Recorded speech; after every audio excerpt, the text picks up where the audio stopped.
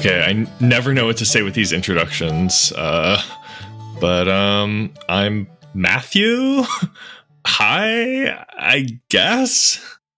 And I'm Jay Weingarten. Right. I'm Matthew Goldin. Welcome to Up Close and Personal, everyone. That's right. We're Jay and we're Matthew, and we run this podcast together as a duo. Let's see. We're our family friends' sons, and actually got to know each other fairly well over the years, eventually becoming close friends in adulthood. Right. So figured, fuck it, let's make a podcast out of that. It's really just a matter of plugging in a mic and hitting that ubiquitous rec button. And the conversation just kind of flows from there. Not much to complain about, really. But yeah, no, for a little background, what to say? Well, I'm a 25-year-old glorified man-child, and I work in media. Whereas I'm a bit younger. I'm 23 years old. I'm a grad student who's recently taken an interest in the goings-ons in the Twitterverse. Basically, our podcast, Up Close and Personal, is what happens when you allow two funny, left-leaning millennials and their creative friends to let their freak flags fly. Hello? Hello? Oh, sorry. I thought we cut out for a second. Yeah, no, me too. I thought the mic cut out. But yeah, we're still recording. What was the last thing you said, though? Oh, yeah, sorry. I was just going to say how much I enjoy fun movies. Going to the theater is really a great ride. Yep. What? I was just saying I agree. Movies are fun rides. Do you like rides? Yep. That's a relief. I'd hate for us to be this close, personally, and then find out you just up and hate rides. No. I love rides. I thought so. Well, what rides do you like? I like the Ferris wheel. Wait, hold on. Yeah. No, I figure I should look up some Ferris wheels and other rides. One sec. Then we can just spend this podcast kind of looking at these pictures and discussing the rides, and or like talking about that. Okay. Maybe you can ask me some deeper questions about like rides and like food, and like maybe I can ask you questions about your birth and like, your childhood birth, some other deeper shit, things like where were you born, just like go from there. I don't know. It's like maybe this app starts with me asking questions about rides. Yeah, that's a good idea for this podcast app. I'll ask you questions about, I'll ask you if you like a Ferris wheel. Right. So, yeah, let me just look at a picture of one. Right. Okay. Are you looking at one? Yes, yeah. I have it in front of me. So now that you're looking at one, what do you think? Do you like Ferris wheels? Let's see. What do you see in the picture? I mean, basically, it's called, it's the, Don't be shy. Come on. It's the original Ferris wheel. Nice. It was built in Chicago. Uh-huh. It's the original or whatever. Chicago by Ferris Jr. That's the name. But that's the man it comes from. Uh-huh.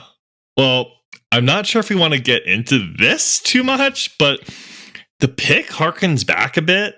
I mean, a bit, not entirely, but it harkens back a bit to Ferris Bueller's Day Off. Oh, yeah. Ferris Jr. Right. Yeah. Okay. Not Bueller. Yeah. Ferris Jr. Ferris wheel. Let me just look at some more photos. All good. Yeah. Just take your time. Fresh baked bread, piled with extra lean, juicy. Wait, Jay, do you hear my neighbors blasting radio right now? Turkey breast, topped. Is this going to be bad for the podcast? Would you have any? I cannot hear it. But of course. They're just listening to ads on the radio. It's weird. Ham Dijon, turkey ham. I didn't see that one. You remember what is it? SNL fake ads from Saturday Night Live? I saw them. They made fun of ads. Yeah, we should do that on this podcast.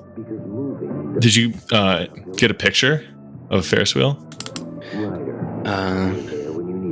Not yet, but okay. Why don't you just use Google image search? You're just trying to find a picture of a Ferris wheel, right? yeah, no, I'm just trying to get some sort of image of a Ferris wheel. Sorry.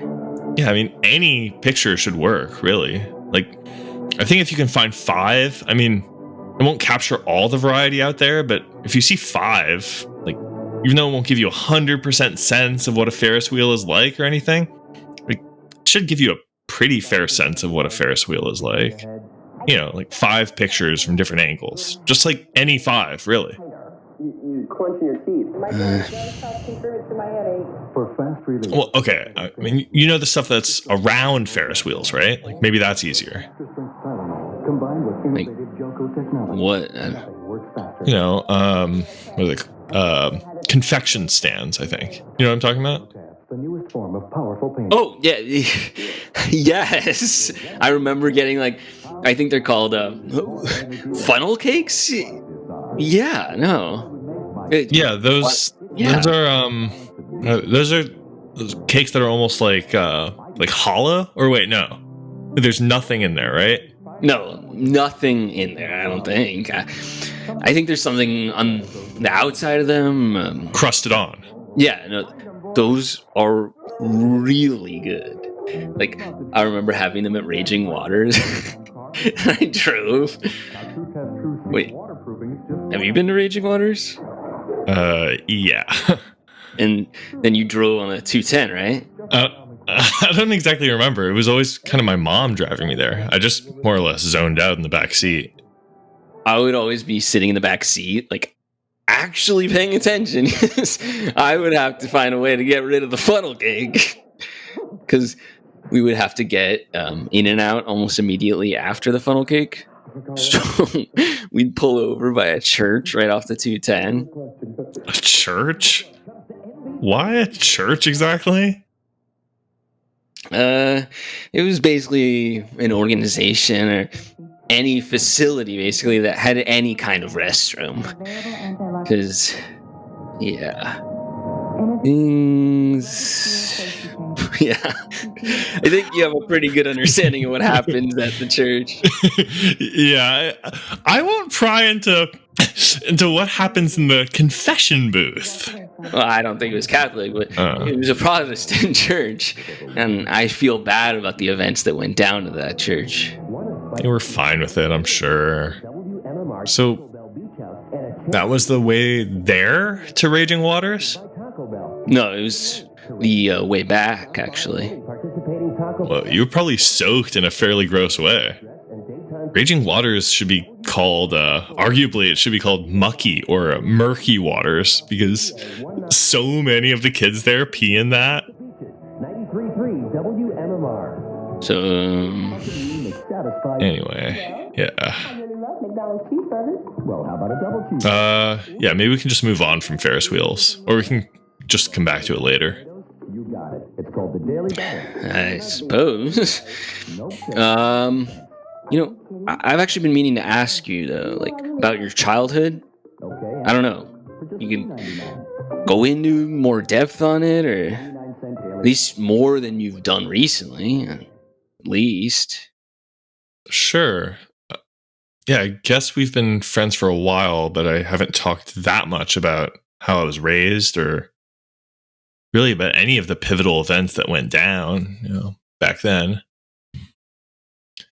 So, yeah. I mean, what do you want to know? I was born in 91 in New York City, came to Los Angeles in the, I guess, probably around 95. And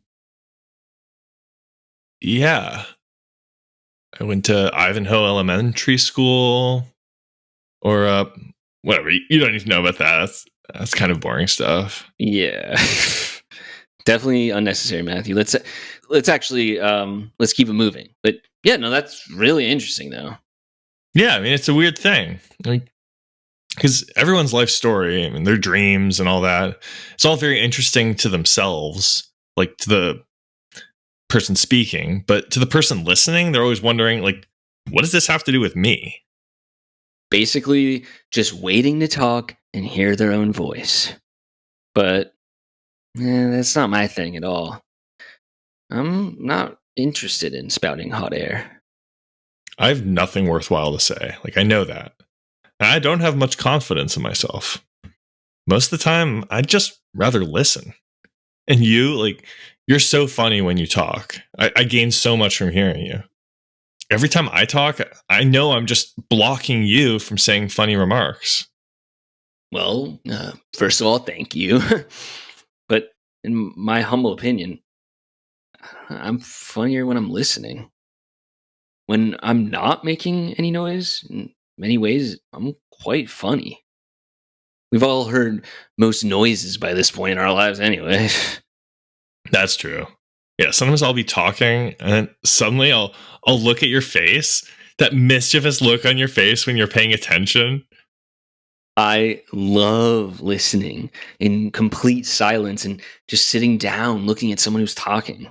It makes us crack up. But it's very niche. I mean, it's sort of a comic thing. And sometimes listening can be quite dark. Your look you have when you're listening to someone speaking really is the most extreme example of gallows humor I've ever seen. Fuck, that's the kind of shit I'm into. I don't know. I'm not gonna change who I am. That's why we get along. So we're not gonna change who we are. The principles we abide by are not going to go away anytime soon. I suppose so. And I respect that. I really do. Thank you, Jay. Nothing wrong with that. Truly nothing wrong with standing up for who it is you actually are. And what it is I actually am. There's nothing wrong with that. Have you had any experiences lately where you had to stand up for yourself? Not gonna lie, I have. I can get behind that. At a certain point, you just kind of have to say something. Like, I was recently trying to link up with my super. You know what I mean when I say that word, right? East Coast thing, eh? Like in Cali, we call them landlords, or more precisely, apartment managers, because they don't necessarily own the property. Exactly. Yeah. No, I don't exactly know what their stake is or anything, but Right. there's sort of like a correlation between landlords and supers. Is it a bad idea, do you think, to talk about how I was or am a landlord, like on the podcast? I guess you already did, but we can edit it out. Whatever. I'm sure people just take it as a joke. Wait, so you were trying to link up with who again? Or with your super? Yeah, no, exactly. Actually, we've been texting for the last few days. Wait, what was the question again? Or Like, have you ever linked? Or, wait, yeah, like have you ever linked up with anyone or anything cool? Wait, what was? well, okay. And the answer to that question is yes. I linked up with my super. Okay, yeah. And I don't know, we linked in the basement. There was absolutely nothing wrong with what we ended up doing. Yeah, nothing weird. You hear what I'm saying? Uh-huh. Yeah. No, nothing. All right. Yeah, fuck. Okay. Yeah. So this is sort of awkward, Jay. What was it exactly that you did? I wonder. Well, where to begin? Suddenly changes the subject. Uh, Well, okay. At least tell me what gave rise to such an affinity between you and your super. well, there's definitely an attraction between my super and me, like purely surface level shit, like sort of a superficial connection. We ended up linking down in the basement. Like, yeah, nothing wrong with that. I don't know what you want me to say about it or that. Right. So anyway, who exactly was your mother's OBGYN when you were an infant coming up or out into the world? My mom? Sorry for the quick transition. Just get into the meat of the ep. Yeah, your mom. Okay. You want me to talk about my mom? I'll start out by saying your mom is incredible, by the way. Thank you. Yeah, I've met both of them.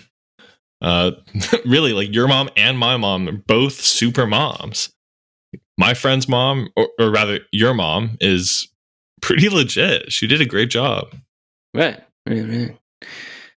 So are you. Or as is your mom. Don't talk about my mama, man. Hey, man, don't talk about my mama. What? That's just a superstition. All right, step on a crack, break your mother's back. It's just a superstition. Right. Like, obviously, we're aware of the risks when we step on cracks. Like, it's not likely something will happen, but approaching the crack with full awareness is important. Like, when we step on it or them, we know it could really hurt her or really hurt her back. But I don't know. I just feel like as long as we do it with full knowledge and awareness. Look, I've been doing this for a long time. I have a ton of experience here. There was a time I thought my mom had a broken back. I don't know. Have I told you this? Yeah, I think so. Forgive me if I'm wrong. Basically, I wondered if there was a relationship between her injury and my actions. Haven't exactly reflected on it as much as I could.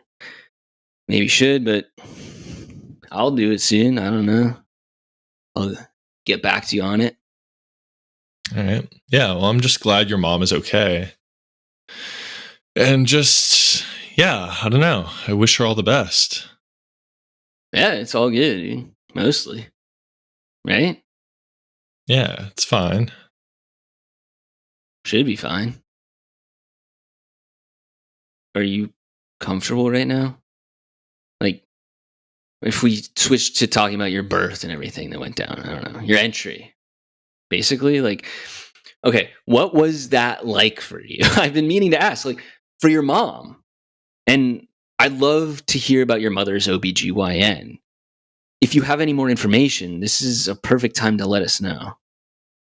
Are you talking about when I entered the world or when I entered my mom? The world. Well, I think it's sort of a misnomer, no? Like, or it's not quite accurate. Like when people say you enter the world when you're born, like you're definitely in the world when you're in your mom's stomach. Because the stomach is literally in the world. It's just like, I guess it's just sort of like being in a container, like being in a vase or something. Like, yeah, like when you're like a fetus, it's like you're in a vase in a house. Or in her tummy is what I say. Yeah, like in a vase. But what got you in the vase? Like, Go to the moment of conception. What led to that conception, you know? What led to that? Oy. Do you want to talk about it? It's not our story to tell, is it? I don't know exactly how my parents linked up in the beginning, and I honestly feel like it's not my concern, so I don't really pry. But I do know I was conceived in the Beverly Hills Hotel, and it's actually funny because it's actually insane because my little brother was conceived in New York and was born in LA. Right. And for me, it's the exact opposite. Like, I was conceived in LA and then born on the exact opposite end of the country in New York.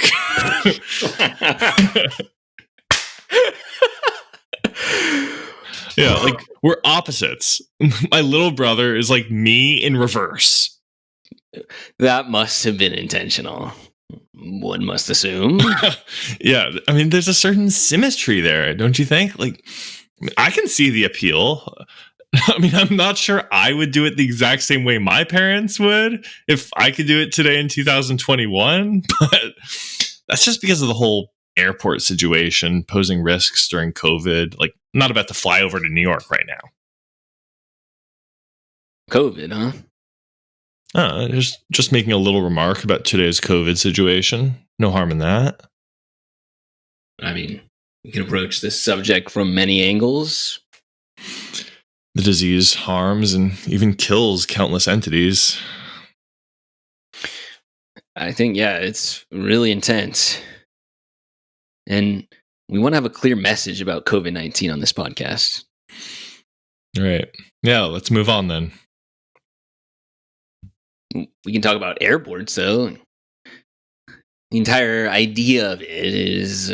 Well, yeah, the idea of it is interesting, sure, but when you're there in practice, it's so boring. Like, when you're at the airport, you get bored and stressed. And there's literally no worse combo than boredom and stressed. Bored and stressed. And nothing worse. Yeah, it's like, it makes you want to listen to music or something, like, just to pass the time, you know? I do that, actually. Really? Yeah? Yeah, on your phone or whatever. Like, you can listen to music while walking around the airport just to keep stress levels low. Yeah, but then you miss out on the warnings and announcements. Like, you'll be that one naive guy, like, wandering around the gates. Like, you always see that guy. No, come on. Don't be so anal. Like, there's just announcements and warnings. Anal? Attention, attention! Haul your ass to the counter, Matthew Goldin! Your journey is about to begin! Sure, I'll come by the counter. Just don't stick a finger up my ass. Oh, it's official! You're anal. You're anal. It's crystal clear at this point. Guilty as charged. I'm anal. But at least I'm not the one standing around with my thumb up my ass and earbuds up my ears, listening to music and missing important information. Ooh, guilty. So... Well, yeah, what else should we talk about? Well, this is a good question to ask you, Matthew, and I hope this isn't crossing a line. If you have to ask, it probably does, but it, ask away. All right, here goes. Matthew, what makes you angry? What makes you angry? I think, Well, I don't know how much you want to share here. Let's just try to get into it now, okay? I can answer the question. Like, what really fires you up? I don't know. I think there's a ton of things that get me angry. Yeah, I mean, yeah, so many things just make me upset. I mean, you've seen me go off. Yeah. More in the past, though. Yeah, definitely more in the past. Yeah. you're in good spirits. Yeah, no, I'm pretty stable right now. Yeah. But okay, yeah. One thing that still makes me so irate is when people make everything a Freudian thing. Like, come the fuck on. Like, sometimes a cigar is just a cigar. Like, why do you think everything relates to having sex with your parents? Like, this guy Freud, or whatever you fucking call him, was a straight up, no holds barred, no getting around it. The guy was a pervert. Okay. So you don't want to do that, or What? Have sex with someone? I want to have sex with someone, yeah. no? Your parents. I mean, I don't mind if anyone has sex with my parents. It's fine if anyone does it. Like, anyone can do that to them. But let's just not make everything about that. Do many people in your life make things about that? I mean, yeah, I guess few of my friends are strict Freudians or anything. But yeah, it's the blogs, man, honestly. Like, more and more as the blogosphere grows, psychobabble just becomes more and more of a thing. Like, okay, here, I'll publish this article of incoherent psychobabble that no one wants to read. Like, just shut the fuck up at this point. It's 2021. Though it is kind of lit, I'll admit, when the articles end on a strong, conclusive note. Like, that's pretty legit. Mm-hmm. Yeah, I have something for the Freudians in our audience. What? Attention all listeners. I have something to say. Just one word. What? The word is penis. Penis, yeah. Penis. Ew. Dude. GROSS. Gross. Like, what are you saying right now? You heard me. Penis. Penis, penis, penis, penis, penis, penis, penis, penis. Dude. What the fuck? Like, what is this? A middle school locker room? Why are you acting so juvenile? Like, not only you're grossing me out, but you're making me uncomfortable talking about that stuff. Like, that stuff is, well, private. Okay, or should I say private? Yep. All right. I knew you would come through eventually, my man.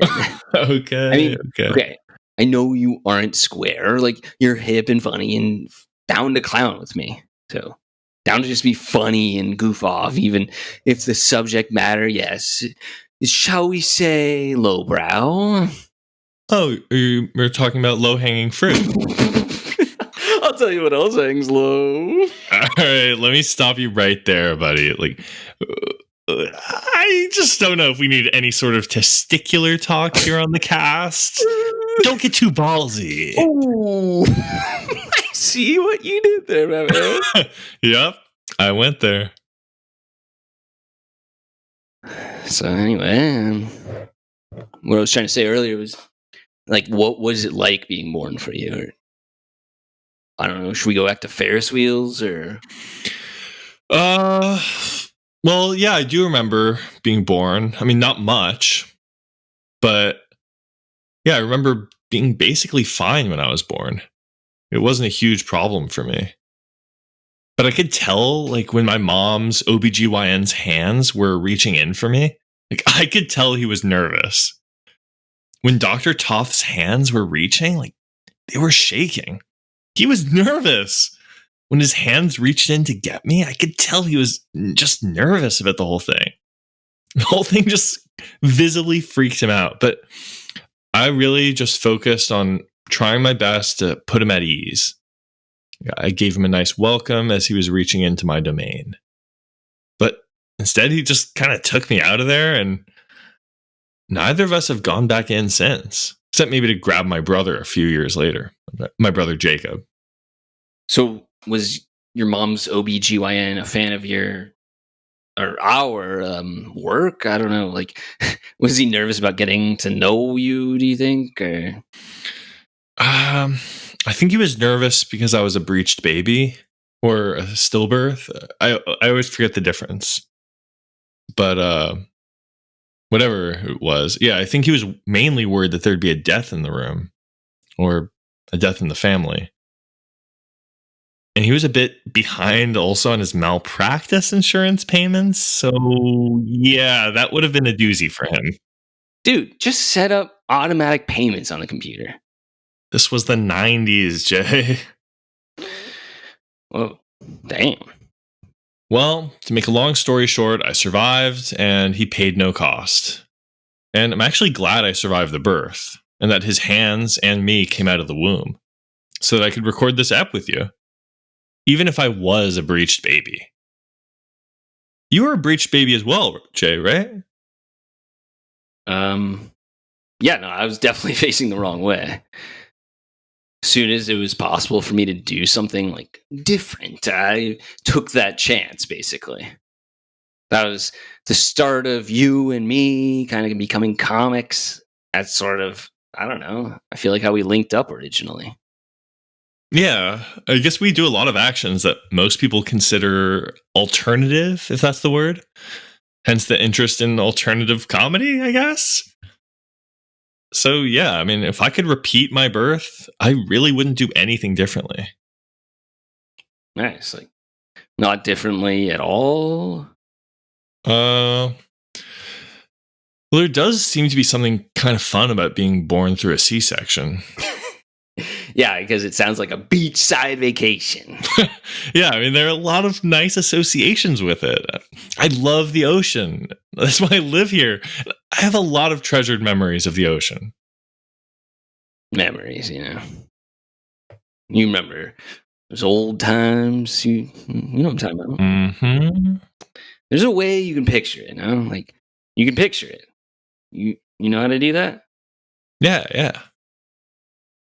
I would just recommend closing your eyes. Okay, trying it.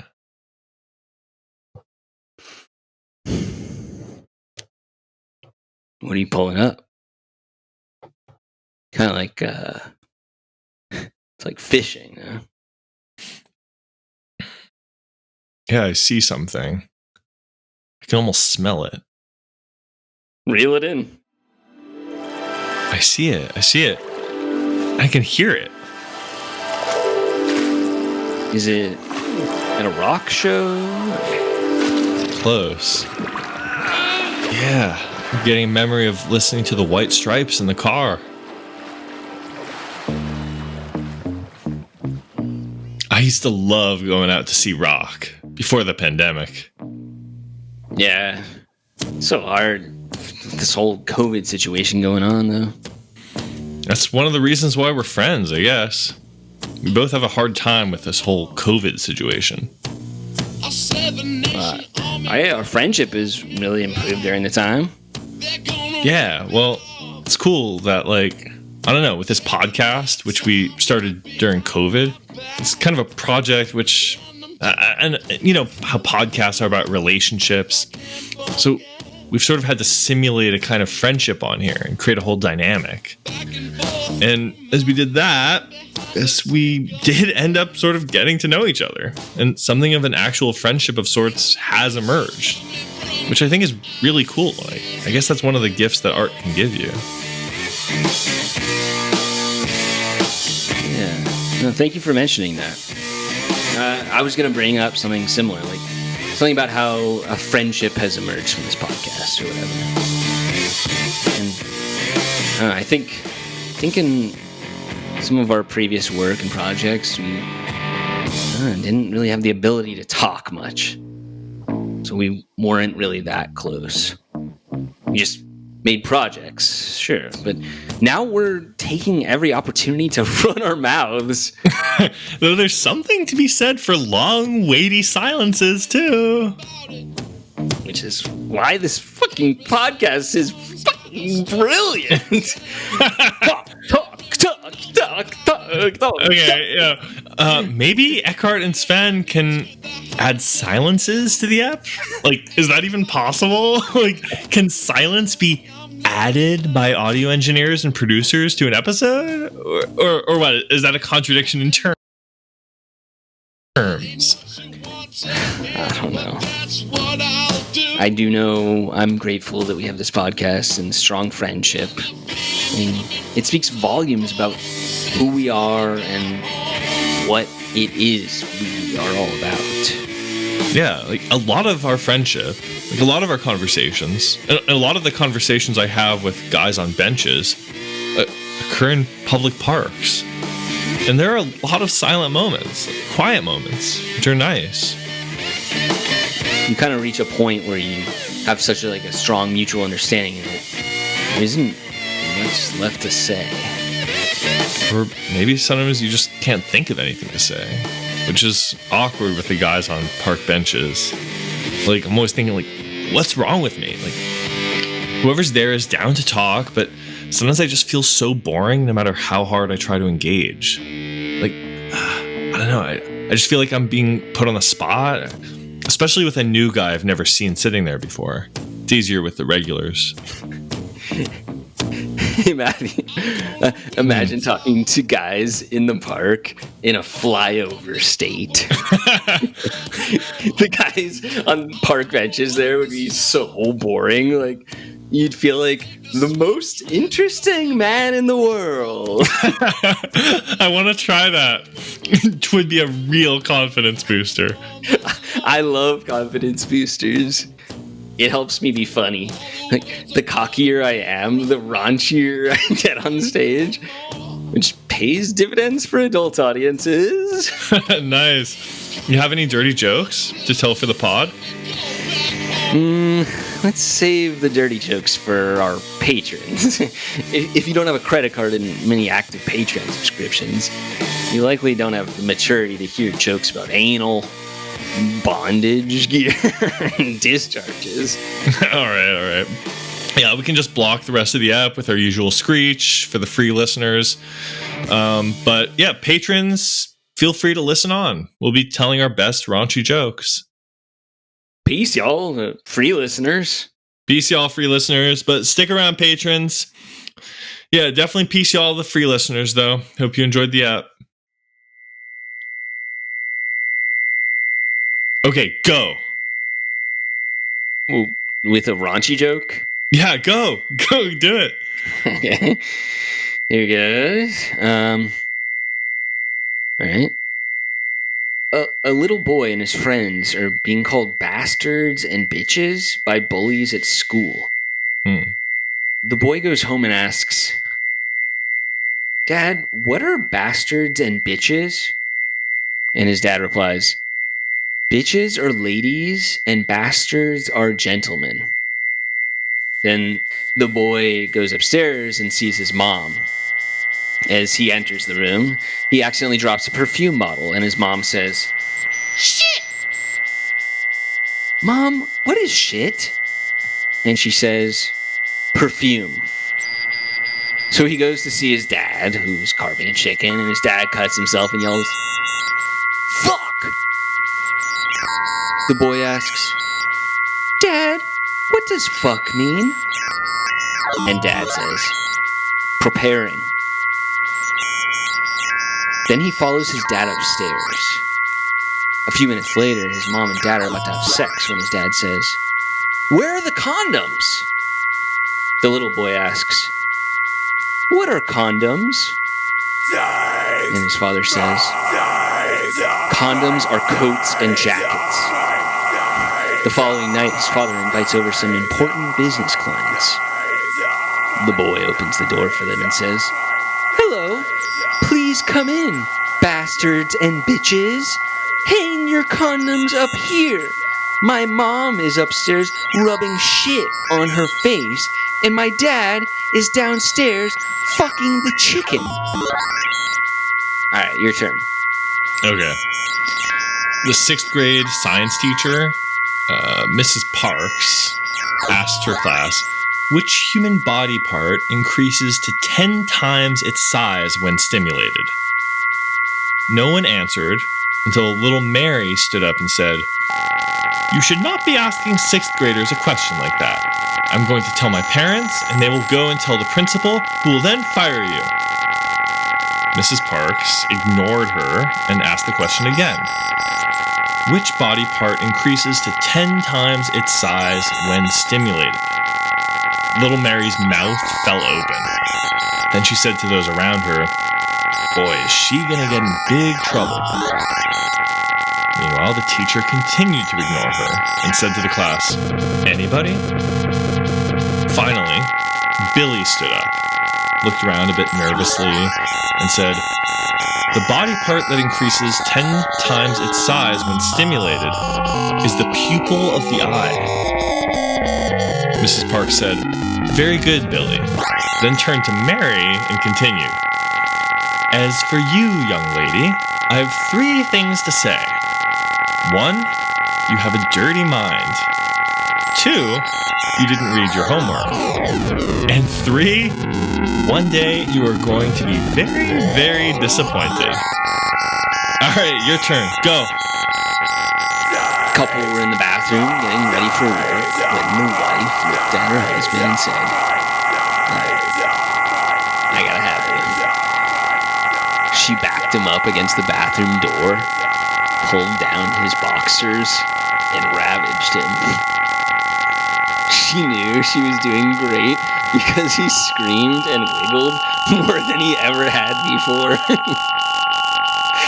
When she was finished, she started putting her clothes back on, and when she noticed her husband still writhing against the door, she said, "That was the best, honey. You've never moved like that before. You didn't hurt yourself, did you?" And her husband replied, No, I'll be okay once I get this old doorknob out of my ass." Alright, I don't know, I'm tired of going blue, which is what the professionals call jokes like these. Are you okay with camping jokes? Yeah, no, camping jokes. Yeah, I don't know. I just love camping. I mean, I always have and I always will. Yeah, no, freedom, novelty, great outdoors, fresh air, starry skies, campfire. Just the thought of pitching a tent and sleeping under canvas gets me grinning like a kid in a candy store. Let's face it, though, it isn't always great. Like, practicality, poor weather, uneven ground, lack of sleep, faulty equipment, uncooked camp food, they can quickly sap the fun out of the experience. It helps to have a way to lift the mood in those more jaded moments. Funny camping jokes are the perfect solution. Having some quality jokes about camping to call upon can raise a smile to the faces of even the most disgruntled campers out there. A few years back, Jay, I actually did some digging to uncover the best funny camp jokes I could find. And I pretty quickly realized there aren't that many. Like, camping humor obviously isn't the hugest priority for comedians out there. All the same, though, I did manage to scramble together 20 of the best camping puns and jokes about camping I could find. So, yeah, okay. Word to the wise, though, expect a fair degree of cringing, like maybe a few tumbleweed moments, but a whole lot of giggles and snorts. So, yeah, keep listening, patrons. I also have 20 camping jokes. Alright, let's do this thing. Whoa, what is that? Were you expecting someone? No. Let me see what it is and what it is all about.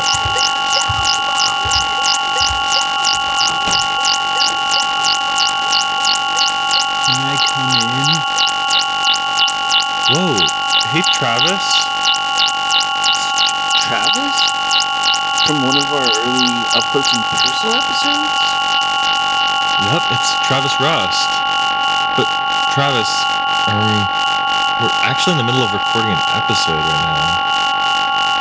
I know. I'm sorry. I know I'm interrupting, but I just had to come here. I didn't know what else to do. What's wrong, Travis? We're here for you. I don't know. I don't know what's happening. I was on the bus and I just suddenly felt like I was going to pass out. Not awesome. Really sick.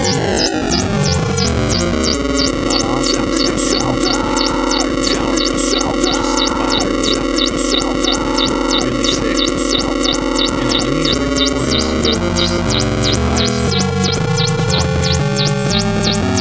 Sorry, this is really embarrassing. Shit.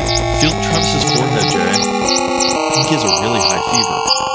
Well, I can tell just by looking at him. He's really pale. I'm sorry. It's okay. Don't feel bad. I'm just glad you came to us. We're gonna get you the help you need. Thank you. If I could just lie down for a sec. It's okay. Lie down right. I'll go get you a glass of cold water. Thank you. Did anything happen before you started feeling faint?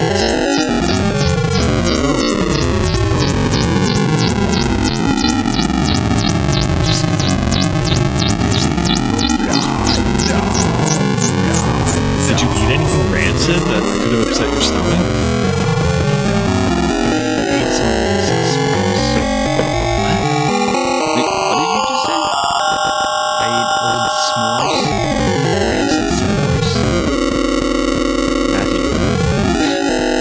Was this pre-planned?